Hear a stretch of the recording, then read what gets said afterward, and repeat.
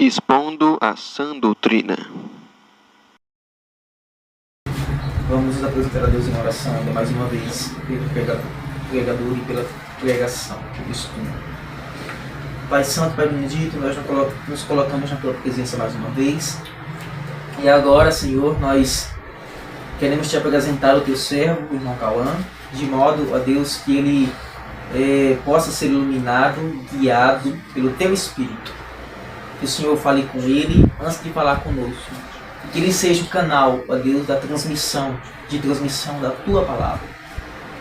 Que tudo que ele estudou, que a preparação que ele teve para esse momento, possa, ó Deus, ser guiada e receber poder pelo Espírito Santo. Para que ele fale do coração dele ao nosso coração. Seja conosco, ó Deus. Seja com Teus ouvintes, com aqueles que vão ouvir a Tua Palavra. E que nós sempre, ó Deus, tenhamos foco na pregação, no estudo e no ensino. Para que nós possamos sair daqui, ó Deus, mais instruídos, mas acima de tudo transformados pelo poder da Tua Palavra. Fica com Ele, seja conosco. Essa é a nossa oração em nome de Jesus. Amém. Amém.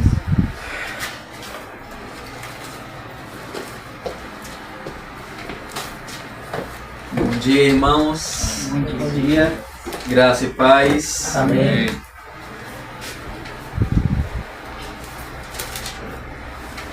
Nós iremos continuar o estudo dos 10 mandamentos. E hoje nós iremos para o 5º mandamento.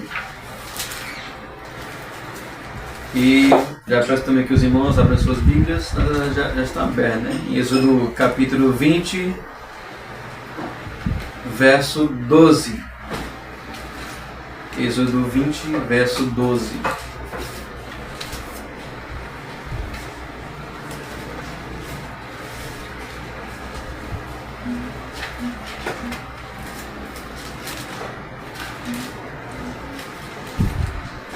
O verso 12 de Êxodo, capítulo 20, diz assim: honre o seu pai e sua mãe, para que você tenha uma longa vida na terra que o Senhor seu Deus lhe dá.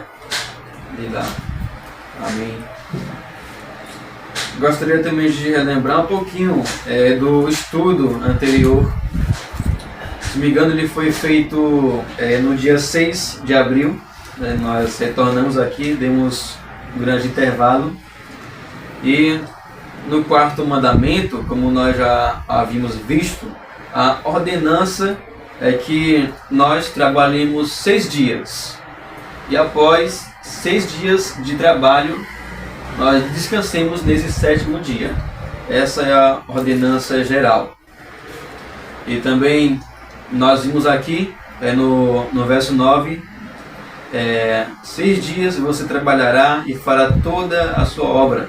Nós também já vimos um pouquinho sobre o trabalho e aprendemos um dos princípios que é importante, que nenhuma atividade deve interferir nas outras, seja qual for. O nosso trabalho não deve interferir na nossa vida devocional. Foi o que nós aprendemos aqui com a palavra toda. Não é somente fazer a metade das coisas, mas fazer toda a sua obra. E aqui no verso 10, ele diz que esse dia, o dia de sábado, o 7º dia, ele é dedicado ao Senhor. E nós também já vimos a transição do sábado para o domingo. Nós já vimos isso, né? Que Cristo, ele ressuscitou nesse dia, que o sábado ele era apenas uma sombra da realidade em Cristo. E também que a igreja primitiva, ela adotou o primeiro dia da semana como o dia do Senhor, sem colocar assim uma obrigação, né? Como se fosse algo obrigatório. E nós também já vimos como guardar nesse dia, se reunindo com a família, estudando, orando. E aqui também já vimos que esse mandamento ele se dirige primeiramente aos pais, porque ele diz assim: não faça nenhum trabalho nesse dia, proibição. Agora quem é dirigido, que nem você nem o seu filho. Então, alguém que é casado aqui, são os pais. É o que nós vimos. E também nós vimos como quebrar, né, esse mandamento, ficar cansado no dia do Senhor, ter pressa em que o culto, a pregação acabe rápido, ficar distraído, não prestar atenção na palavra de Deus na hora da pregação.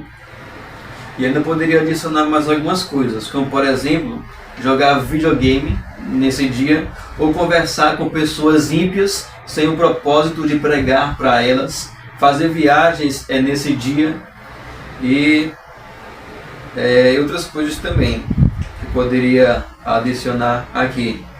Mas nesse dia nós não podemos jogar nenhum jogo? Pode sim, quiz bíblico, porque esse dia ele é dedicado ao Senhor. Você pode fazer caminhada nesse dia? Pode, né? Porque isso é uma obra de necessidade, foi o que nós vimos no estudo anterior, né? Obras de necessidade e de misericórdia. E no verso 11, para concluir, ele fala aqui também da razão porque devemos guardar esse dia. E aqui nós entramos agora no 5º mandamento. Observe o texto. Olhe para o texto. Honre o seu pai e a sua mãe. Aqui eu gostaria de destacar 5 pontos. E o último ponto, o 5º ponto, será o primeiro tópico de nosso estudo. Primeiro, que esse mandamento aqui, ele é o primeiro mandamento da segunda lei. Os primeiros 4 mandamentos são chamados de primeira lei, nosso relacionamento para com Deus. E os 6 últimos mandamentos, nosso relacionamento para com o próximo, a segunda tábua da lei. E aqui, esse mandamento, ele é o primeiro mandamento da segunda tábua da lei. Segundo, esse mandamento aqui, bem interessante, que ele é o único que ensina como a família funciona, os relacionamentos na família. Terceiro, esse mandamento, a princípio, ordena que os filhos honrem ou obedeçam a seus pais. Quarto, nesse mandamento nós temos uma promessa para que se prolongue os seus dias, né? Os seus dias na terra que o Senhor, seu Deus, lhe dá. E quinto e último, esse mandamento ele tem uma implicação com o 4º mandamento. Qual é a implicação? Ou seja, a implicação é uma ligação entre um mandamento e o outro. Olha a ligação dos mandamentos aí. Esse mandamento aqui, ele se liga com o 4º mandamento. Como? O 4º mandamento, ele é dirigido a todas as pessoas, mas primeiramente aos pais, aos chefes das famílias. E os pais são o modelo para serem seguidos. Por isso que o 5º mandamento ele ordena: honre seu pai e sua mãe. Porque se o pai ou a mãe não santificam o dia do Senhor, então a sua família também não irá santificar esse dia. Então aqui a implicação é essa: como os filhos irão obedecer aos seus pais, se estes não obedecem a Deus. Como os filhos irão honrar os seus pais, se os próprios pais não honram a Deus. Como os filhos irão se sujeitar à autoridade dos pais, se os pais também não se sujeitam à autoridade de Deus. Essa aqui é a ligação e a implicação desse mandamento. Isso é, uma coisa leva a outra. E com isso em mente, eu gostaria aqui, com respeito aos pais, levantar 2 tópicos. O primeiro é como os pais devem tratar os seus filhos. Preste atenção, não é o que os pais devem ensinar aos seus filhos verbalmente, é como eles devem tratar os seus filhos. Como deve ser o relacionamento entre o pai e o filho. E segundo, nós iremos ver aqui alguns princípios, o que os pais devem ensinar para os seus filhos. E é claro que eu não irei falar nada novo, né? Porque os irmãos já conhecem a palavra já há muito tempo, então o que eu vou falar aqui não é nada novo. Não estou acrescentando nada, só estou falando aquilo que os irmãos já sabem e já conhecem.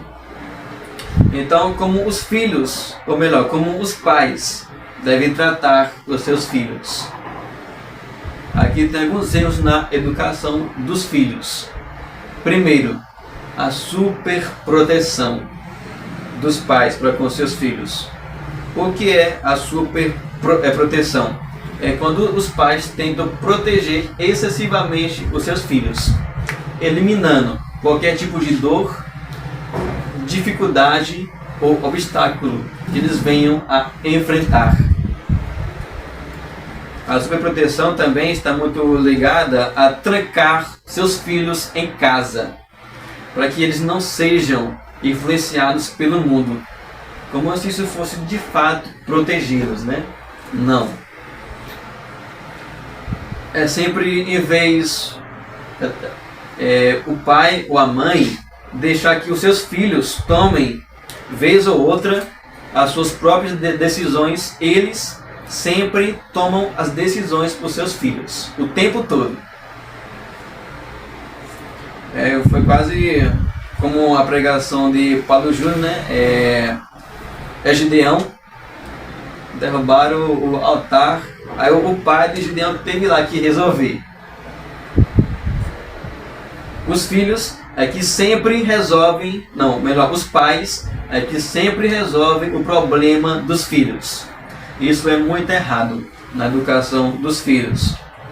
Nós temos que manter o equilíbrio, nem protegê-los demais, não apertá-los demais para não sufocá-los e nem deixá-los muito livres, né? Como uma águia, um passarinho em seu ninho.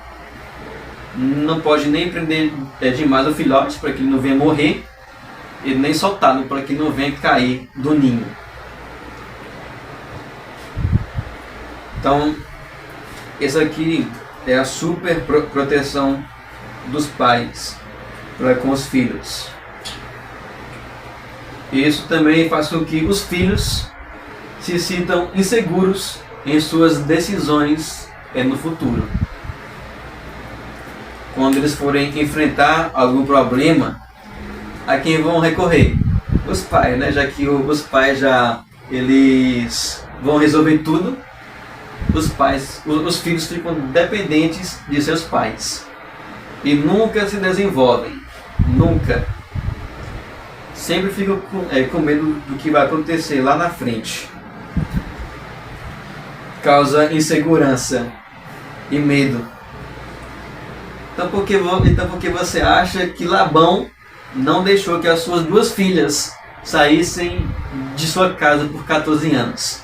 Super proteção. E depois que elas saem, o que causa? Ressentimento. E elas falam: o nosso pai esgotou toda a nossa herança. Então, meus irmãos, que nós possamos também meditar nesse ponto. É claro também que eu irei enfatizar aqui sobre os pais. Por quê? Porque aqui não irá ter apenas futuros líderes na igreja, mas também futuros pais e mães, homens e mulheres casados. Por isso também que eu preferi, e também que é importante destacar esses pontos. Segundo, excesso de complacência, ou melhor, a negligência ou a permissividade. É ao contrário da super proteção. É você deixar o filho à toa, deixá-lo sair de sua casa a hora que ele quiser. Entra e sai sem avisar, vai com as más amizades, assiste qualquer coisa na internet, faz de tudo, sem nenhuma restrição. Abra lá sua Bíblia em 1 Samuel. Nós iremos ver um exemplo aqui clássico. 1 Samuel. 1 Samuel capítulo 2, verso 12.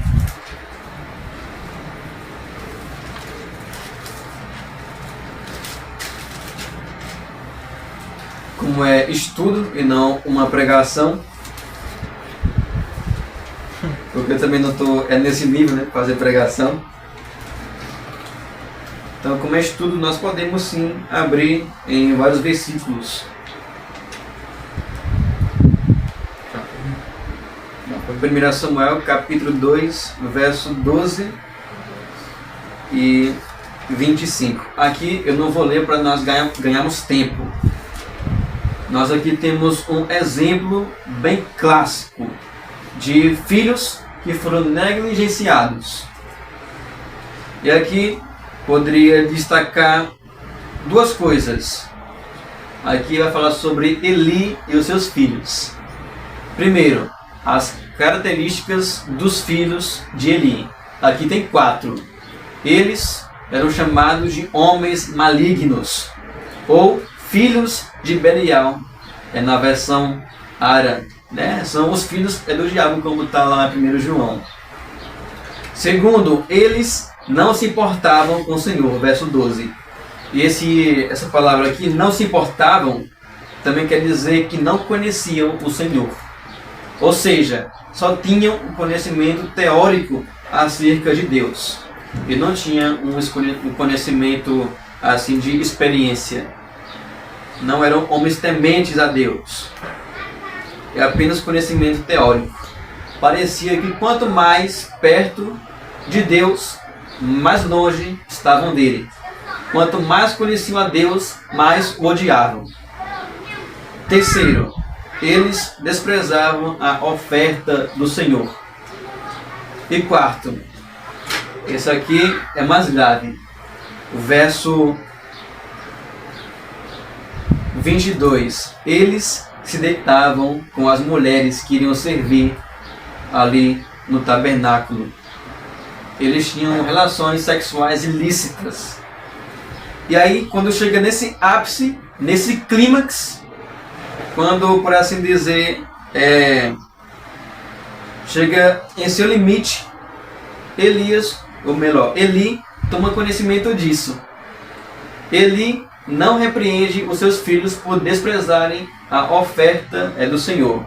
Mas, quando chega a ponto dos seus filhos terem relações sexuais ilícitas, aí sim, ele vai lá e repreende eles. Aqui tem, em segundo lugar, a repreensão de Elias. Vamos aqui tirar 3 pontos. Aqui o verso diz, o verso 23, nessa repreensão, nós podemos já ver que todo o povo de Israel já conhecia e já sabia o que os filhos de Eli já faziam. O verso diz, por que vocês fazem essas coisas? Pois de todo este povo ouço constantemente falar das coisas más que vocês fazem. Então todo Israel sabia. Falso testemunho. Eram maus exemplos para aquela sociedade.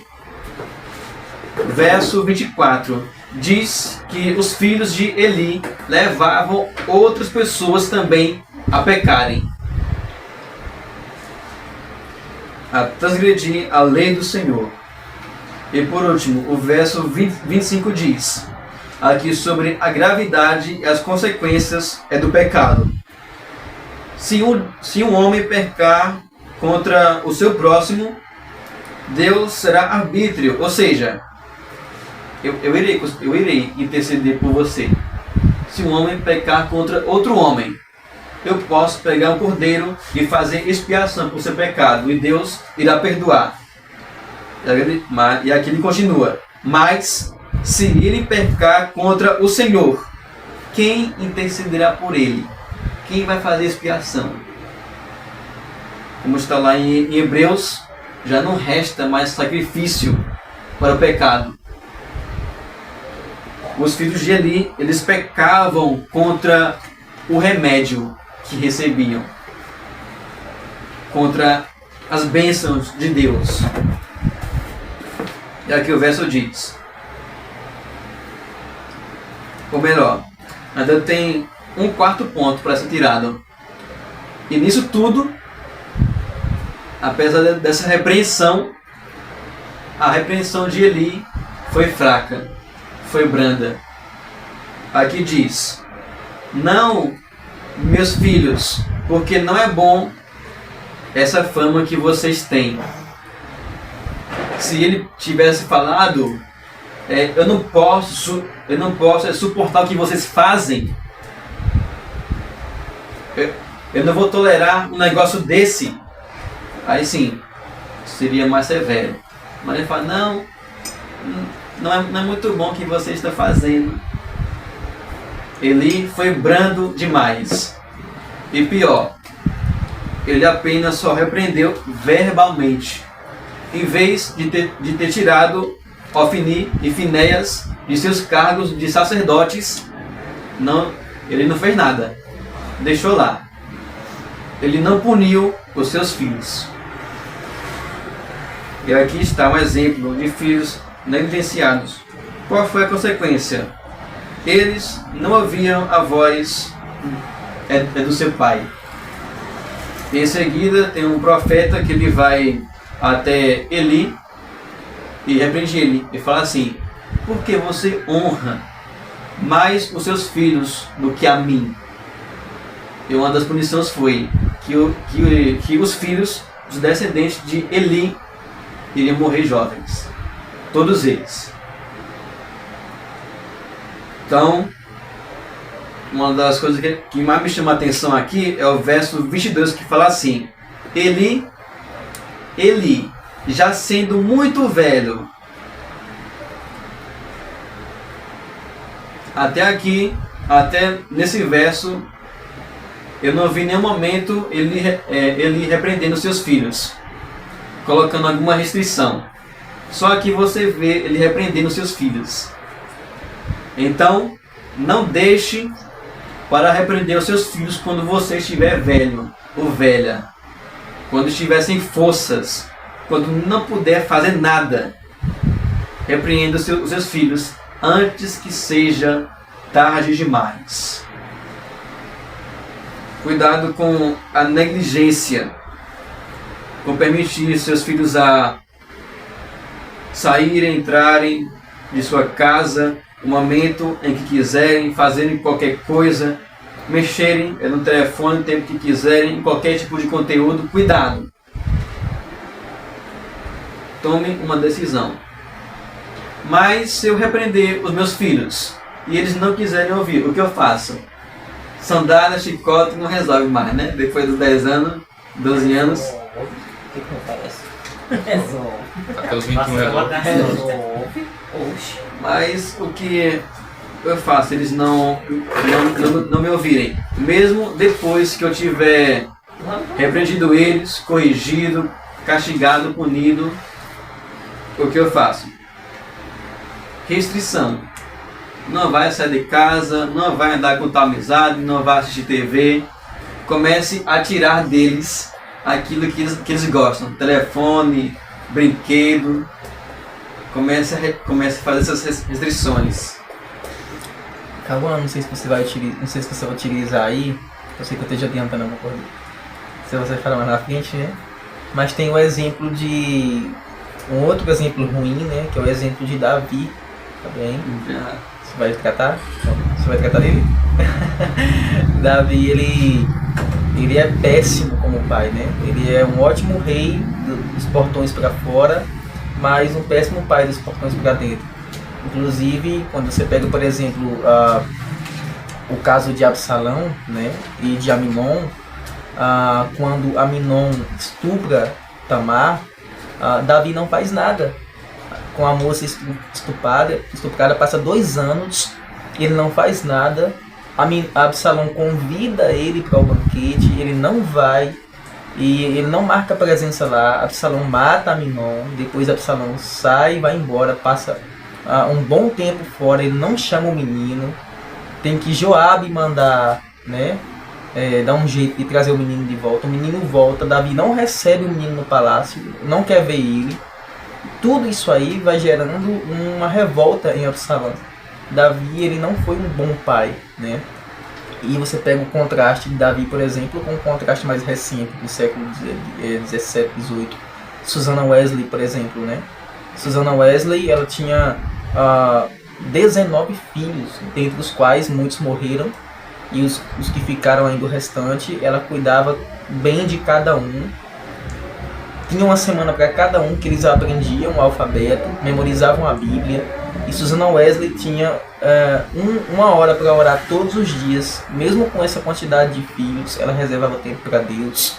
E John Wesley chegou a dizer, né, aprendi mais teologia com a minha mãe do que com todos os teólogos da Inglaterra. Então, a gente tem esses exemplos negativos e positivos na história com relação à criação de filhos. Eu tenho visto esse exemplo aí, até pensei em dar ele, só que por causa do tempo, não vou dar não, para não estender muito.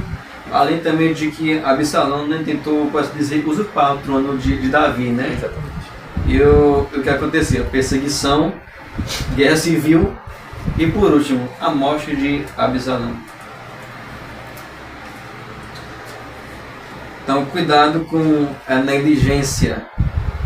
Terceiro, essa letra aqui está ruim.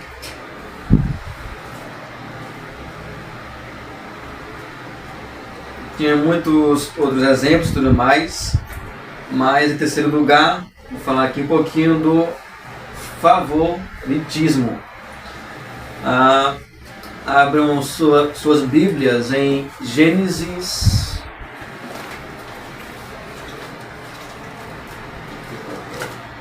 capítulo 25, verso 28. Essa eu vou pedir para que nosso irmão Gustavo abra. Em Gênesis 25, verso 28. Vou pedir para que nosso irmão Francilene abra em Gênesis 37, 3. Gênesis 25, quanto? 25, 28. Certo. Nosso irmão Francilene em Gênesis 37, 3. Qual foi o primeiro ponto que você citou aí, antes do estudo? Antes do estudo. Agora é o segundo, né? Qual foi o primeiro? O primeiro foi proteção. Superproteção, né? Segundo, a complacência ou negligência, que é a permissividade. Uhum. Terceiro, favoritismo. Ok. Bem, Pode ler. ler. Isaac amava Esaú, porque se saboreava da sua caça. E Rebeca amava, porém, a Jacó. Aí, viu aí? Favoritismo é você amar ou dar mais atenção a um filho em detrimento do outro. É você dar mais atenção a um filho do que o outro. Seja por causa de alguma aparência dele, talvez por causa do seu nascimento, que foi mais difícil, ou talvez não. Seja porque esse filho tenha mais qualidades do que os demais, porque ele seja exemplar, ou porque esse filho ou essa filha seja mais problemático. Aí os pais focam mais nesse, não é verdade? E aqueles que têm talentos e tudo mais não focam tanto. E esse verso aí que nós vamos Gustavo acabou de ler, ele fala que Isaac amava a Esaú, por quê? Porque saboreava da caça dele. Cuidado, porque o favoritismo ele causa ciúmes, inveja, divisão, intriga, briga e afastamento entre os próprios irmãos. Aí meu fazendo agora pode ler Gênesis 37, 3. Ora, Israel amava mais José do que todos os seus outros filhos, porque era filho da sua velhice, e mandou fazer para ele uma túnica tala de mangas compridas. Aí, viu? Então, bem interessante, estava lendo aqui o livro de John MacArthur, Pais Sábios e Filhos Brilhantes, que eu também recomendo para os irmãos. Eu fiz esse estudo aqui baseado no livro dele. Só que algumas coisas que ele não falou, eu acrescentei. Né? Me aprofundei um pouquinho mais. E ele havia falado que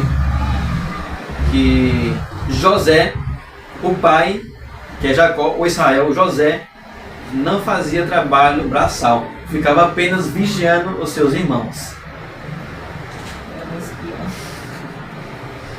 E além disso, Israel deu uma túnica, talvez alguma túnica colorida, para o seu filho. E o que aconteceu? Os irmãos dele ficaram com inveja. Por quê? Porque o pai favorecia mais um do que os outros. E também por ser o filho da velhice, né? Os mais velhos assim são mais inclinados a amar os mais jovens, os mais novos. Tem um carinho especial por eles. Mas, independentemente de qualquer coisa exterior, não pode haver essa parcialidade entre os pais e os filhos. E quando, no caso é ao contrário, no caso de um filho único, ele ser um pouco mais próximo a um pai ou a outro, também é considerado errado, né? Assim, sempre vai ter a proximidade, né? Só que, porque uma coisa é eles serem próximos, porque nem sempre o pai se dá bem com os filhos e vice-versa. Mas, independentemente das rixas, o pai ou a mãe deve amar os seus filhos, apesar deles. Ok? A questão o trato tem que ser diferente dos sentimentos, né? Por exemplo, se há uma afinidade por um ou por outro, isso não deve ser demonstrado no trato com eles, né? Às vezes acontece um filho que dá muito trabalho e um filho que é um exemplo, né? Então, obviamente que os sentimentos do pai por aqueles dois filhos vai ser diferente. Muito em face da obediência de um e de outro. Porém, até o mesmo caso de Esaú, né, que trouxe aborrecimento para Isaac e Rebeca por conta das mulheres que ele teve, mas o trato com eles dos pais não pode demonstrar parcialidade. Então acho que o contrário também, irmão Gustavo, deve ser verdade, né? Se um filho tem afinidade pela mãe ou pelo pai, uma proximidade a mais, eu acho que isso tem que ser contabilizado no tratamento dos pais para com eles. Não tem como separar as duas coisas, sabe? É uma relação circular. Então, eu acredito que se o filho faz isso com um dos pais e ele demonstra isso na prática, essa parcialidade, ele também está em pecado.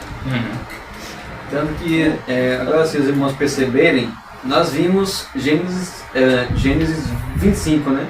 28, favoritismo. Próxima geração, a mesma coisa, favoritismo. Então, com respeito ao favoritismo, não trate seus filhos com parcialidade. Se esforce para amá-los em mesmo grau, independentemente dos erros deles ou das suas qualificações. Nunca faça comparações também entre um e outro. Nunca despreze o seu filho ou a sua filha por alguma coisa boa ou ruim que eles fizeram. Nunca fale, por que você não pode ser como seu irmão ou como a sua irmã? Nunca diga isso. Por quê? Porque apesar deles serem seus filhos e terem algumas características que são parecidas com você, eles são diferentes. Cada um deles tem um dom diferente. O nascimento também é diferente. Tanto que se nós formos olhar para Esaú e Jacó, embora sejam gêmeos, são diferentes. Um é caçador, né? Outro, eu esqueci o que era ser agricultor. era pastor de ovelhas. Ele era mais doméstico, né? Ficava em casa, né? Isso. Essa é a diferença. Um ficava com o pai, outro ficava com a mãe. Um foi desprezado por Deus, outro Deus amou. Então eles são pessoas diferentes. E em quarto lugar, a pressão.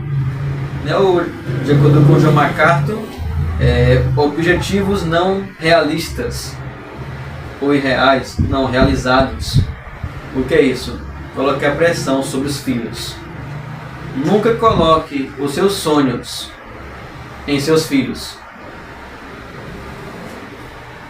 Nunca tente realizar as suas conquistas por intermédio de seus filhos. Porque os seus filhos não são cópias suas. São herança e dom do Senhor. E há muitos exemplos de pais também que sempre colocam pressão em seus filhos. Estude, faça isso, aquilo, esforce. É claro, né, que também nós, os pais, aqueles que serão pais, devem sim encorajar os seus filhos. Mas é um grande erro sempre pressioná-los sem elogiá-los. Pressioná-los sem encorajá-los. E durante a exposição eu esqueci de uma coisa, de abrir em Efésios capítulo 6. Pedir para que os irmãos estejam lá em Efésios 6. Acabei esquecendo. Isso também faz parte do quinto mandamento. Efésios 6, 4.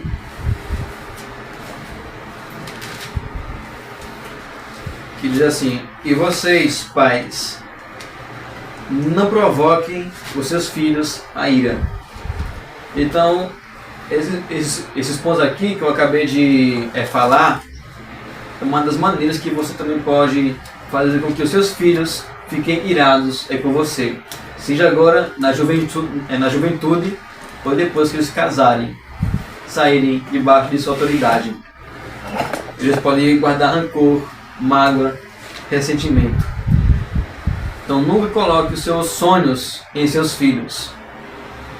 Por isso que tem muitos pais que pedem para a filha ou para os filhos fazer curso após curso, graduação após graduação, mestrado após mestrado, doutorado após doutorado, e nunca acaba. Os filhos nunca conseguem saciar os seus pais, porque eles sempre querem mais, mais e mais. E tem... Vou até usar um livro aqui de John MacArthur, né? Ele disse que quando treinava os seus filhos em esportes, ele percebeu que os times que os seus filhos entravam, alguns dos jogadores dos filhos não davam o seu maior potencial. Por quê? Porque os pais pressionavam eles ficavam inseguros. Outro exemplo, John MacArthur, ele visitou uma das suas amigas e que a mãe sempre pressionava ela o tempo todo. Ela foi a rainha do baile de escola, foi um monte de coisa. Uma aluna exemplar, líder de torcida e assim por diante. Mas a mãe nunca saciava. Sempre pressionava ela para dar o melhor, estudar mais e mais. Até que um dia, usar a palavra de John MacArthur, até que um dia ela se estilhaçou. Teve que parar. Se esgotou as forças. Foi para o hospital. Ficou lá até se curar. E depois que ela melhorou, ela voltou para sua casa, onde tinha aquela opressão.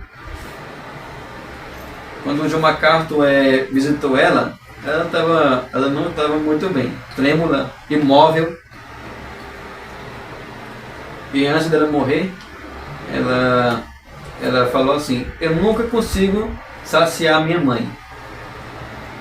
E qual foi o resultado? Essa jovem, ela se matou. Então cuidado em colocar pressão demais sobre os seus filhos. E aqui também eu poderia adicionar mais outros pontos. Exemplo. Quinto ponto. Eu não adicionei aqui, mas é importante. Desanimá-los. Sempre que seus filhos fizerem alguma coisa errada, você aponta o dedo. Ó. Sempre que eles errarem, aí você vai lá e aponta o defeito. Então continue fazendo isso. Se você quiser ver seus filhos sendo irritados e irados com você. John MacArthur também ele falava assim, que ele se gabava quando era criança de ficar sempre se sentando na mesa sem derrubar o copo de leite. E ninguém percebia, né? E o pai nunca elogiou por isso. Mas ai dele, se ele derrubasse aquele copo, né? Todo mundo ia notar. Então sempre que seus filhos fizerem alguma coisa ruim, aponte. Mas tente equilibrar com um elogio. Gostei da maneira como você arrumou a sua gaveta. Pode até ser pouca coisa, mas isso é bom. Os filhos se sentem valorizados. Nunca fique apontando os defeitos dele. Se for apontar, elogie.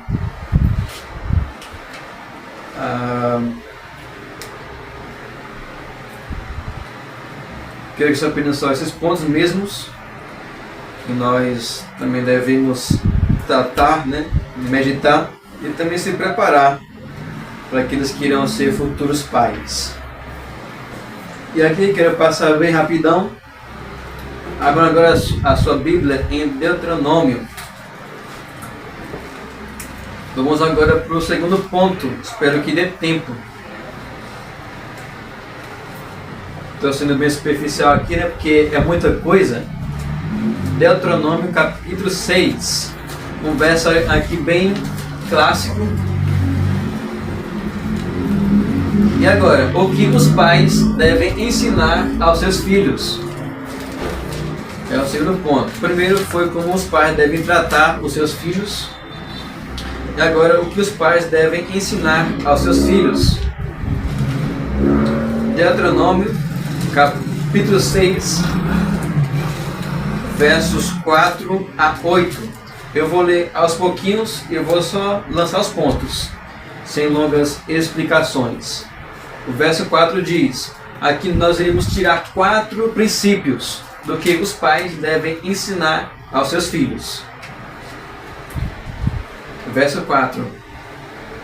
Escute, Israel, o Senhor nosso Deus é o único Senhor.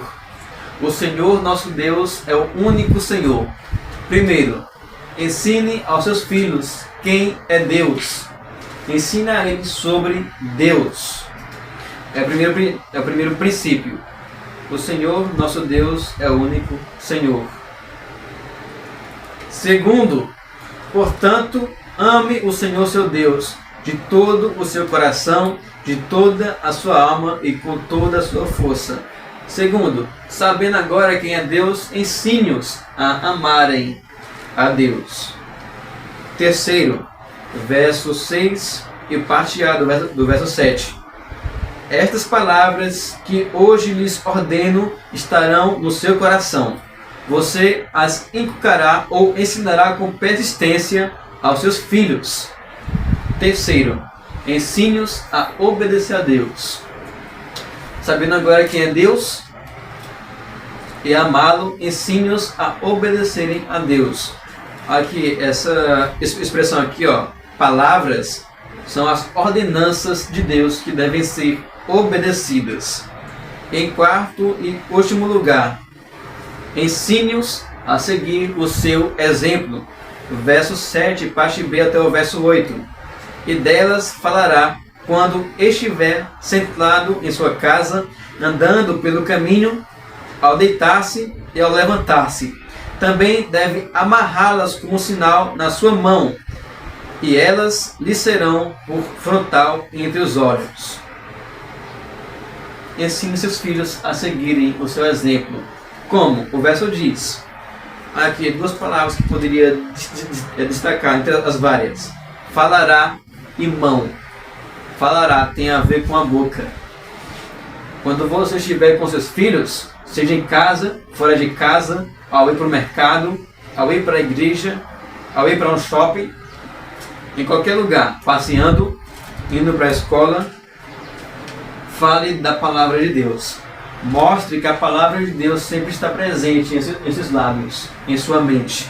E aqui também diz o verso 9, que essas palavras também devem estar amarradas em sua mão. Tem a ver com obras. Mão é obras. Ensine os seus filhos a seguirem o seu exemplo.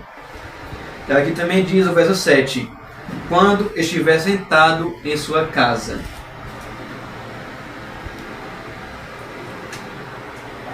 E a casa aqui é a sua família. Faça com que essa palavra distingua a sua casa, o seu lar, dos demais. Isso aqui são alguns princípios. Aí detalhe, né, Cauã? O texto manda ensinar no caminho, e não o caminho. Tem gente que apenas ensina o caminho. Você tem que fazer isso, você tem que fazer aquilo.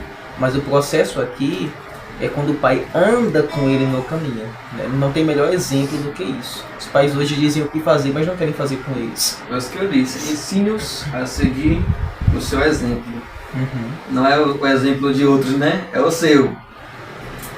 E aqui nós temos alguns princípios fundamentais. Tinha 10 princípios. Ah não, peraí, eu vou dar uma segurada, tirar aqui um que ficou 9 princípios. Mas eu iria passar bem rápido aqui sobre esses princípios e também o que os irmãos já aprenderam ao longo desses anos. Os princípios fundamentais são: primeiro, ensine-os a temerem a Deus. Provérbios 1:7. O temor do Senhor é o princípio da sabedoria. Mostre a eles quem é Deus, os seus atributos, o quanto Deus ele é santo, bom e justo, o quanto ele é imutável, ele é fiel, o quanto ele odeia o pecado, o quanto ele se ira contra a iniquidade das pessoas. Mostre aos seus filhos a quem Deus é e ensine-os a temê-lo. Esse temor aqui é um temor sobre quem é Deus, sobre a sua santidade.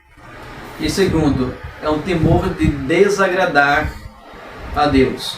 Então, ensine os seus filhos a temerem o Deus deles. Segundo, ensine-os seus filhos a protegerem as suas mentes. De tudo o que se deve guardar, guarde o seu coração, porque dele procedem as fontes da vida.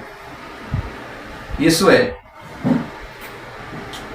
ensine os seus filhos a serem disciplinados, não apenas exteriormente, com quem devem andar, não, mas também interiormente. Quais são os pensamentos que devem nutrir? O que deve estar é do coração dele. Como está lá em Efésios 4:8, tudo aquilo que é bom, tudo aquilo que é justo, puro, se algum louvor há, ou se alguma virtude existe, seja isso que ocupe o coração de vocês. Ensine os seus filhos a protegerem as suas mentes. Como também está lá no Salmo 101, não porém coisa injusta diante dos meus olhos. Então ensine-os também aquilo que deve estar diante dos olhos deles, que não seja nada imoral ou que leve-os a pecar, mas sim aquilo que é santo, puro e justo. Terceiro, ensine-os a escolherem as suas amizades. Provérbios. A maioria desses aqui está onde? Em Provérbios. A maioria. Nós também já estudamos Provérbios aí com o nosso irmão Leandro, né, um tempo atrás. Então ensine-os a escolherem suas amizades. Meu filho, se os pecadores quiserem seduzir você, não ceda, não vá. E também a Bíblia diz que quem anda com sábio será sábio. mas aquele que anda com tolo cairá em armadilha. E também diz que as más conversações, ou as más companhias, ou as conversas malignas corrompem os bons costumes. Não apenas o comportamento, mas também o caráter, a mente, a vida espiritual. Ele não precisa de muita coisa para nós nos desviarmos do caminho. Basta um telefone na mão, ligado, e você vai ver você mesmo e os seus próprios filhos se esfriarem na fé. E depois também você irá dizer: eu não sei porque eu estou tão frio assim. Então ensine seus filhos a escolherem suas amizades. Ensine-os também a controlarem as suas paixões. É o quarto princípio. O que está lá em 2 Timóteo 2:22. Fuja das paixões da mocidade. Ensine-os a controlarem as suas paixões. A não cobiçar as coisas. Ensine-os como eles devem satisfazer os seus desejos. Como está lá em 1 Tessalonicenses, a vontade de Deus é a santificação de vocês, que se abstenham da imoralidade sexual. Quinto, ensine-os a desfrutarem dos seus cônjuges. Agora é ao contrário. Agora ensine-os como satisfazer os seus desejos da maneira correta.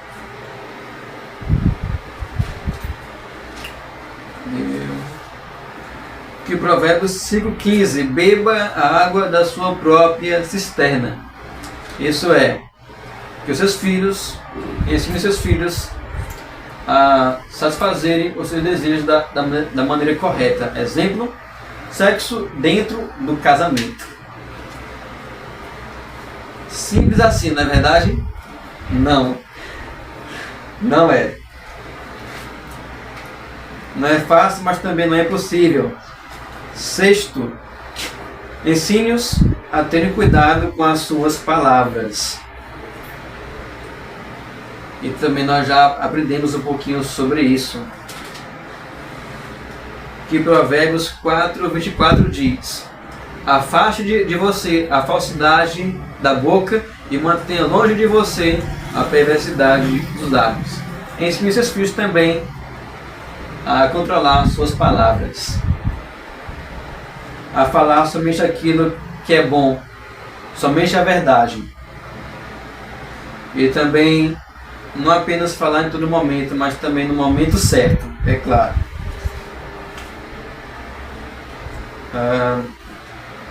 Sétimo, ensine-os a perseverarem no trabalho. E aqui ele também dá um exemplo, é da formiga, né? Vá ter com a formiga, ó preguiçoso. Observe o caminho dela e veja como que ela se comporta. Ela não tem nenhum comandante, nenhum general. Ele não precisa que ninguém fale nada a ela. Ela faz. Até uma formiga pode aprender, né? Ou melhor, até uma formiga pode ensinar. Ensine-os a serem perseverantes em seu trabalho. Oitavo, agora também tem outro novo princípio. Já que eles estão trabalhando e perseverando, ensine-os a perseverarem, ou melhor, ensine-os a administrarem o dinheiro. Honre o Senhor com a renda do seu trabalho, também está em Provérbios. Nono e último lugar, ensine-os a amarem o próximo. Esse próximo aqui, os judeus interpretaram errado, que é: ame o seu próximo, mas odeie o seu inimigo. E aí Cristo lhe corrige: não, ame o seu próximo e ore pelos que lhe perseguem. Ele também diz: se o seu inimigo tiver fome, dele de comer; se tiver sede, dele de beber, porque assim você vai colocar fogo sobre a cabeça dele. Ou melhor, brasa, né? Ou seja, quando você fizer bem com seus inimigos, a consciência vai alarmar.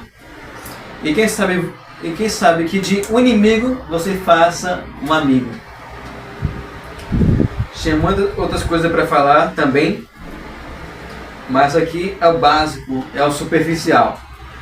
Os irmãos podem se aprofundar, né? Depois que eu enviar lá o PDF, tem muitas referências. E agora, chegando aqui para o final, eu espero, Efésios 6:3. Abra lá, Efésios capítulo 6, verso 3.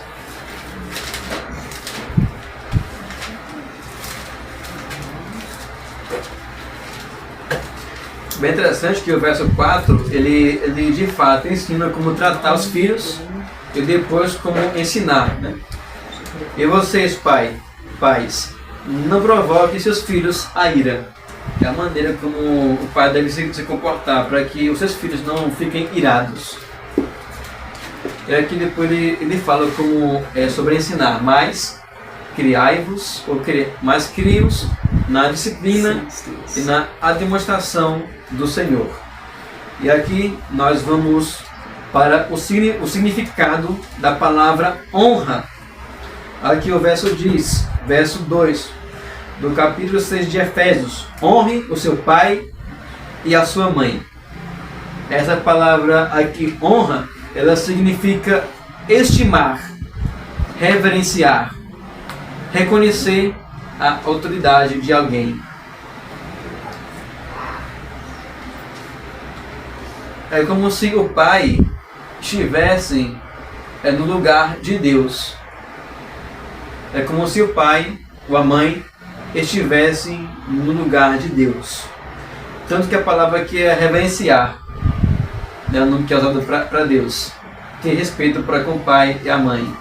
E o mais interessante que aqui ele não usa nem a palavra obedecer, mas honre seu pai e a sua mãe. Por quê?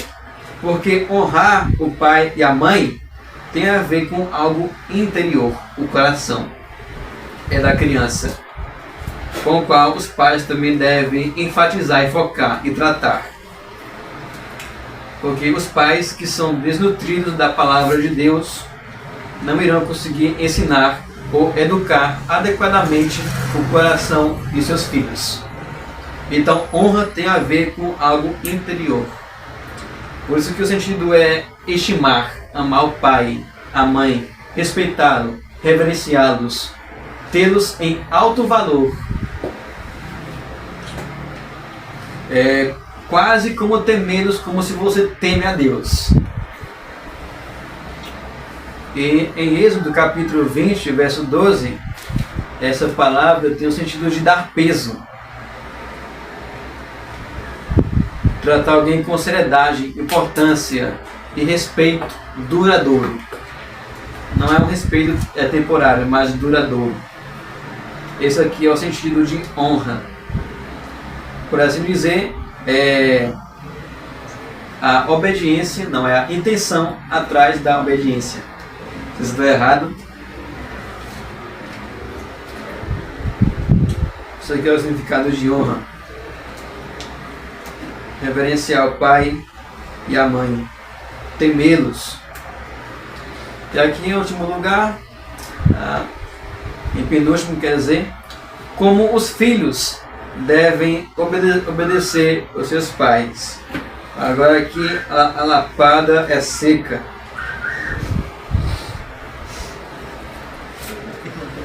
É só de pai, irmão.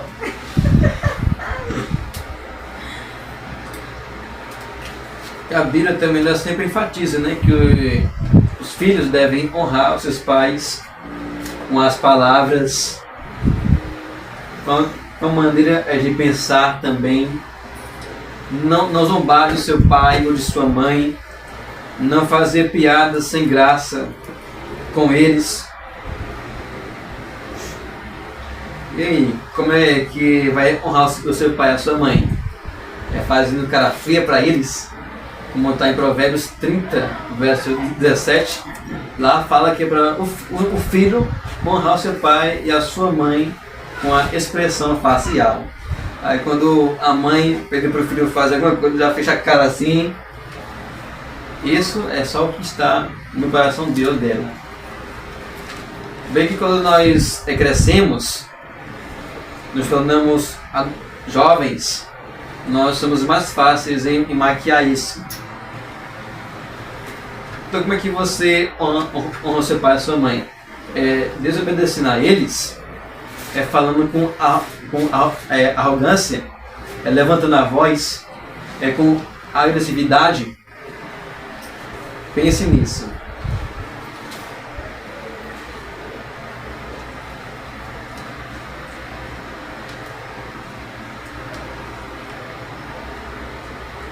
Aqui em Efésios, ainda, verso 6, capítulo 6, verso 1, diz: Filhos, obedeçam a seus pais no Senhor, pois isso é justo. A palavra obedeçam aqui tem o sentido de ouvir, escutar, ouvir com atenção um comando. Então, primeiro, quando seu pai ou a sua mãe falarem com você, ouça-os com atenção. Ouça o seu pai ou a sua mãe com atenção. Não. Se um pai ou uma mãe dá uma ordem a qual infringe a palavra de Deus, o filho tem permissão para desobedecer, ou ainda assim ele tem que obedecer e a responsabilidade cairá sobre os pais? Importa nós obedecer mais a Deus do que aos homens. É a resposta. Tá querendo me colocar à prova, irmão?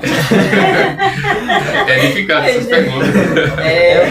É o termo que tá aí, né? Obedeçam seus pais No Senhor. Eu tava esperando ele falar.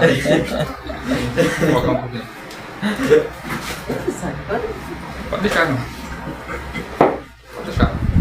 Depois que você fica assim, mas rapaz, aí você vai pregar para um monte de presbítero, um monte de pessoa que conhece a palavra.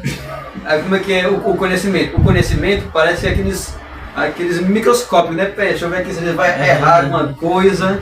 Tô vendo. Licença, irmão. É onde se diz que quando o filho, né, ele cresce em observação, ele cresce, né, a observar os seus pais, mas na sua maturidade ele já tem raciocínio para distinguir se aquilo realmente, por exemplo, se os pais é alcoólatra ou né, prostitutos, assim por se dizer, ele tem a mentalidade para entender que aquilo ali não é bom, então ele pode seguir, né, de outra forma totalmente oposta, não querer aquilo para ele, buscar melhoras. Então aqui obedeça os seus pais no Senhor, né? Que é o ponto importante, que é no Senhor, ou seja, obedeçam os seus pais naquilo que é legítimo, naquilo que está de acordo com a palavra de Deus. E também essa expressão aqui, no Senhor, quer dizer por amor ao Senhor. Obedeça os seus pais por amor ao Senhor. Então, se o filho obedece, se o filho ama a Deus, já que você ensinou a amá-lo, ele irá lhe obedecer, não por amor a você, mas por amor a Deus primeiramente. E um dos deveres dos pais é ensinar seus filhos a obedecerem, para que os seus filhos, ou melhor, para que os pais possam transferir essa obediência a Deus. Então aqui obedecer a Deus, obedecer aos pais no Senhor, naquilo que é de acordo com a palavra de Deus. Uma das maneiras também que eu anotei aqui, até por experiência própria, agora aqui não é apenas obedecer o pai e a mãe. Não espere o seu pai e a sua mãe pedir alguma coisa para você fazer. Faça você mesmo por sua própria iniciativa. A louça está suja? Lave. Alguma coisa que quebrou? Conserte. Alguma coisa está fora do lugar? Coloque no lugar. Outra maneira também de honrar o pai e a mãe é sempre fazer perguntas. É claro, né? Não perguntas excessivas, ocasionalmente. Perguntas importantes. Mãe, por quê? Nada. Moisés. Estamos ouvindo, né? Agora tem coisa. Irmão, quando você vê eu saindo de casa, já sabe, vou lá para a igreja. Já até um canto. Isso é, quando você vê que não está fazendo nada, você pergunta, pai ou mãe, precisa de ajuda? Ou tem alguma coisa para fazer? Eu nunca perguntei assim, eu sempre observava que na necessidade da minha mãe, é que eu não conheci com ela. Passei 2 anos com minha mãe, da minha vida inteira, 2 anos. Mas eu vi quando ela estava sofrendo com dor, eu percebia. Quando ela tinha uma precisão de um pote meio estava secando, eu sabia, pegava o tambor, a cama, não precisava mandar, ia. Ou às vezes chamava meu irmão, dizia, mãe, tá precisando mandar os potes, encher os potes, encher os potes. Era assim. Então, assim, tem coisas que, como o irmão falou, não precisa, né? A gente ali na sua convivência ali, você tem a sua visão, é pra doar aquilo ali, seu amor. Se você tem amor, né? Que tem filho que tanto faz como tanto fez, né? Não tem essa visão, mas quando a mãe tá sentindo alguma coisa, ou tá triste, ou coisa parecida, o filho, de certa forma, como o irmão falou, né? Assim, tá mais próximo, assim por se dizer, mais chegado, ele percebe aqueles detalhezinhos. Exatamente, por isso que eu disse, toma a sua própria iniciativa. Ou se tem alguma coisa que você não sabe assim, ter tanta atenção, você pergunta para seu pai, para sua mãe, precisa de alguma coisa? Porque nós não sabemos de todas as coisas, né? Nós temos que perguntar, vez e outra. Terceiro, supra as necessidades deles quando estiverem velhinhos. Esse cabelo branco aí, quando a doença chegar, quando a morte chamar para um duelo, né, como fala Hernandes, supra as necessidades dele, como está lá em Mateus 15, versos 3 a 8. Bora abrir lá rapidão? Vamos abrir Mateus 15.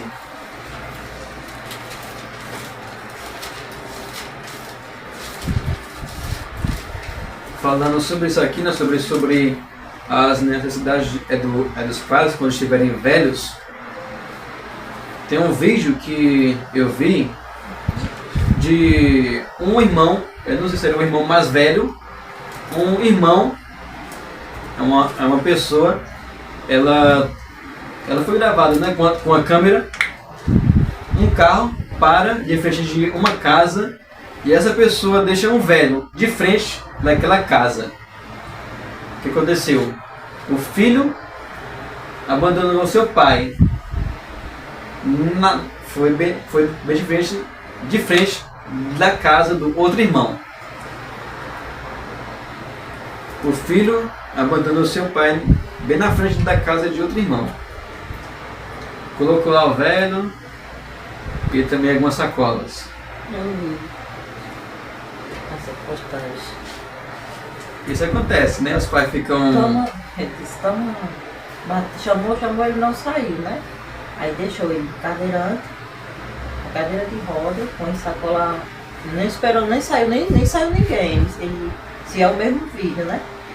Ele chamou e não saiu ninguém. Ele abriu o carro, botou o senhorzinho na cadeira de roda, e eu sacola ao redor dentro do carro e foi embora. Então tem pais que eles ficam assim, né? Meu Deus do céu, meus filhos vão me abandonar, sei o que mais lá, eles vão me colocar no hospício, vão me colocar no CAPS, né? No asilo. E aí vai. Capa 2. Bom resumo. E aqui pra isso você tem uma vida penada. Aqui o verso diz, vamos lá. Mateus 15, verso 3 até o 9, na verdade. Jesus, porém, lhes respondeu: porque também vocês transgridem a lei de Deus, por causa da tradição de vocês. Porque Deus disse: honre seu pai e a sua mãe. É a parte positiva, é a negativa.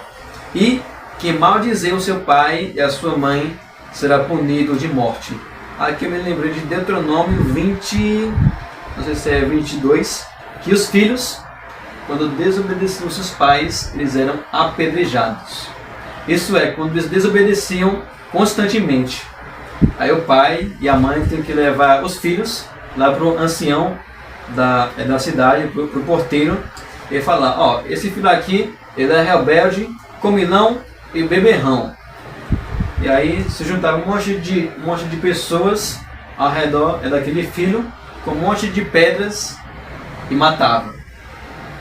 Imagine se essa lei ela fosse colocada em vigor hoje.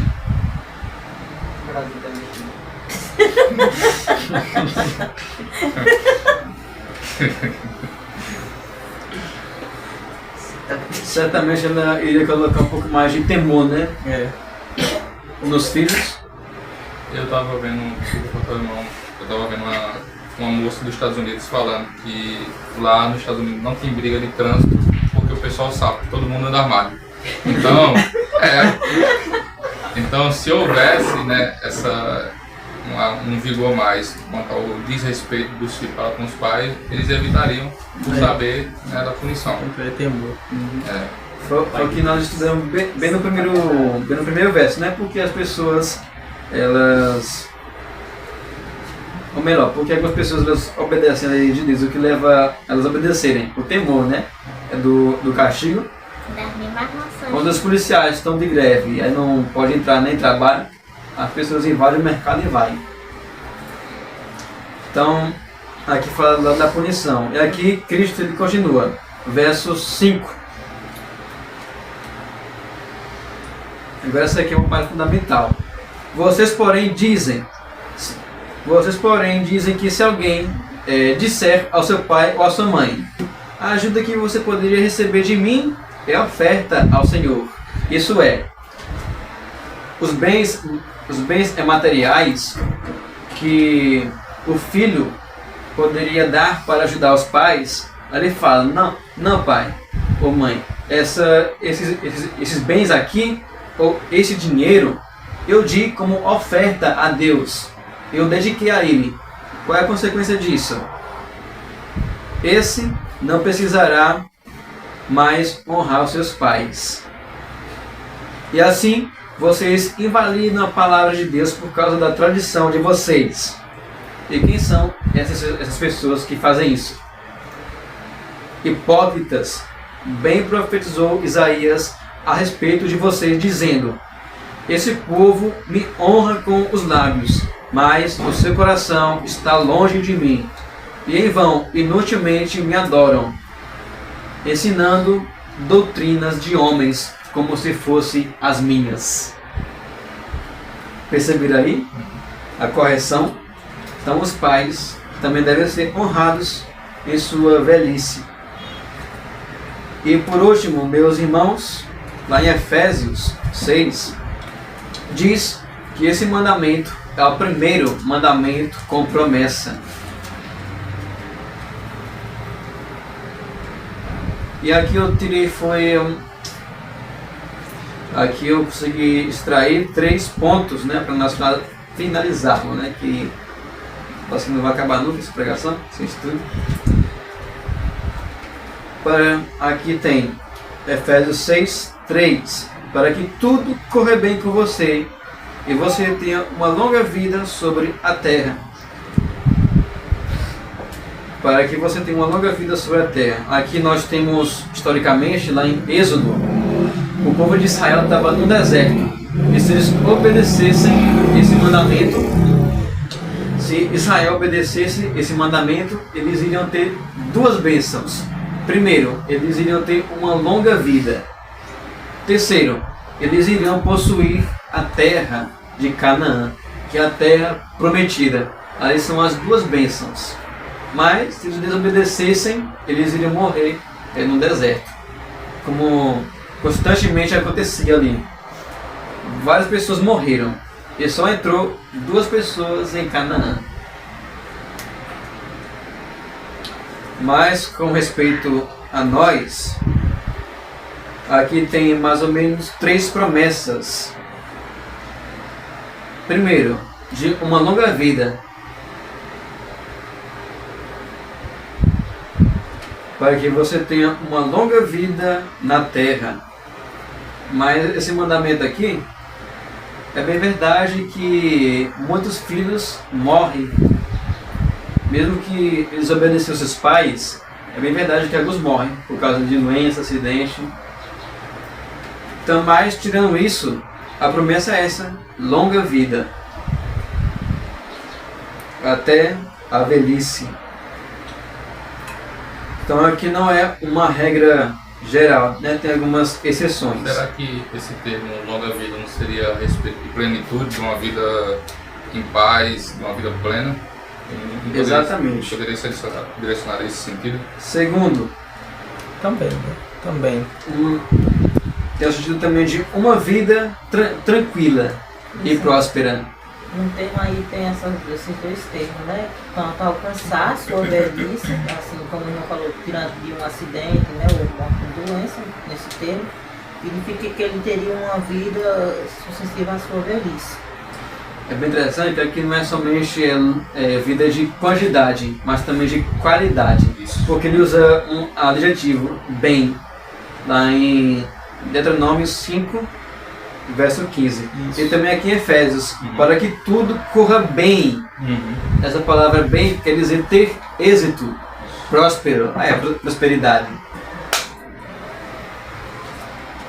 Para que tudo corra bem, para que você tenha prosperidade. E lá em Êxodo, olha só adicionando: vida longa, é claro, se Deus permitir, tranquilidade, ou melhor, prosperidade, né? Prosperidade material. Terceiro, essa palavra bem lá em Êxodo quer dizer seja feliz, ou seja, saúde emocional. Pode ser aplicado às duas coisas, né, Carol? E também espiritual. Quantas vezes você não já viu, né, algum vídeo na internet, ou até mesmo exemplo prático de filhos que foram presos ou até mesmo morreram e os pais chegam em prantos dizendo assim: eu não avisei pra você, eu não falei com você, eu não orientei você, por que você fez isso e tal. Então a longevidade está relacionada a isso, né? Às vezes os filhos morrem jovens por desobediência, porque não honram eles, né? Não andam conforme os ensinamentos e a qualidade que está embutida também nisso aí. E por último, lugar, a terra, né? Que terra é essa? É a Canaã Celestial. Né? Como diz o hino, é aquele bom país para onde um dia nós iremos. É a terra onde habita a justiça, como está lá em 1 Pedro, ou melhor, 2 Pedro. E essa terra, meus irmãos, a qual nós aguardamos. Então, que nós possamos, ao obedecer também aos nossos pais, ter em mente a promessa da vida eterna. Que o Senhor nos guarde, que Ele nos ajude, que nós possamos meditar nesse estudo, recapitular, fazer anotações, ver quais são os nossos erros e prosseguir crescendo na graça e no conhecimento do Senhor. Amém? Amém. Amém. Vamos fazer uma oração agora para entoarmos um hino. Então vamos orar, irmãos.